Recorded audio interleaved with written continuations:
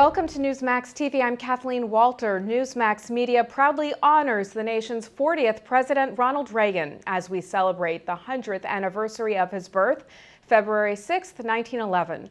Joining us from Washington, D.C. with a look at how Reagan changed a nation and history is conservative media strategist Craig Shirley, President and CEO of Shirley & Bannister Public Affairs. He is the author of the 2005 bestseller Reagan's Revolution. His new book, Rendezvous with Destiny, Ronald Reagan and the Campaign That Changed America, is now out in paperback. Welcome back to Newsmax TV, Craig. Thank you, Kathleen. Well, you've written extensively on Reagan's legacy. 20 years since he left office and 4 administrations later, what is Ronald Reagan's lasting impact? And should today's Republicans embrace the Reagan mantle or find a new way forward? I think they should embrace the Reagan ideas. There's part of the centennial. What I'm hoping for, Kathleen, is to get beyond just the mythology about Ronald Reagan and the revisionism, quite frankly, that's going on right now. So I'm hoping that the centennial will address a number of things. One is to get beyond just that he was a nice guy. Of course he was a nice guy, but there was much more than that. This was an extremely complex man who thought about things very deeply, who wrote extensively, had a very refined political philosophy, and literally changed America, changed the Republican Party, and in so doing changed the world because of all those trials and tribulations that he went through.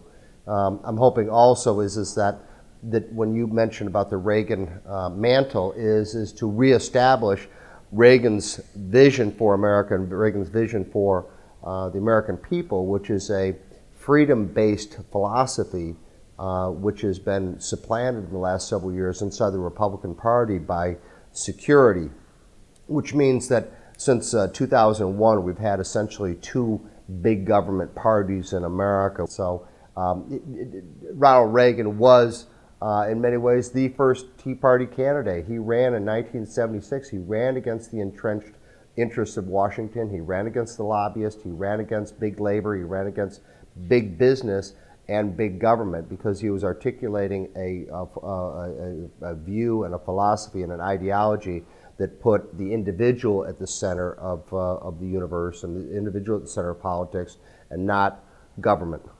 Craig, our nation faces serious economic challenges, high unemployment, massive debt, and the possibility that China may eclipse the U.S. as the top economic superpower. What would Reagan have done? As far as the economy goes, as far as China goes, Reagan would have said is that this would be an inspiration to, based on what he did as president and his life in the public arena, is to use it as a way to inspire the American people to their best competitive efforts. Reagan in 1981 said that his tax cuts were about reordering man's relationship to the state. And what he was talking about was taking power away from government and giving it back to the citizenry, where Jefferson and Thomas Paine and the founders intended it to be. So if you take money away from government and you give it back to the American people, you're by definition taking power away from government and giving it back to the people. This is a type of nuanced thinking that we don't much get in American politics anymore. Now, Reagan made it clear that he believed in American exceptionalism. President Obama claims he does too, but a number of critics say that he really doesn't. How do you compare these presidents' views? Yeah, that is such a terrific question because I don't think anything illustrates the difference greater and more starkly than this issue of American exceptionalism between Ronald Reagan and Barack Obama. Barack Obama said not too long ago, yes, I believe in American exceptionalism, just as a man from Greece believes in Greek exceptionalism, or as a man from, I think he said, from England believes in English exceptionalism. Reagan embraced the notion of American exceptionalism because he truly believed, as did many, many others, including the founders, that America operates on a higher moral plane than any other country in the history of the world. And the facts are clear in terms of what this country has done in the name of overthrowing dictators, in the name of freedom, in the name of foodstuffs, in the name of education, in the name of empowering people around the world to self-governance and to their own economic means and their own economic successes. So I don't think that anything sums up the difference greater than Reagan's view of this country versus Barack Obama's view of this country. The debate over Reagan's mental health during his presidency continues. What insights do you have about whether he may have bravely yet secretly been coping with Alzheimer's while in office? This is, Kathleen, there's no evidence.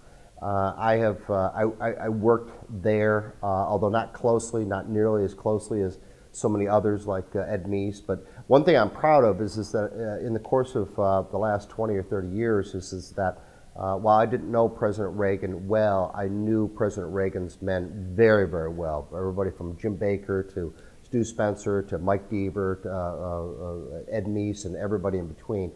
And not once in all those years has there been any shred. And go look at the writings of his diaries, look at his speeches, look at his debates, look at all of his public and private performances.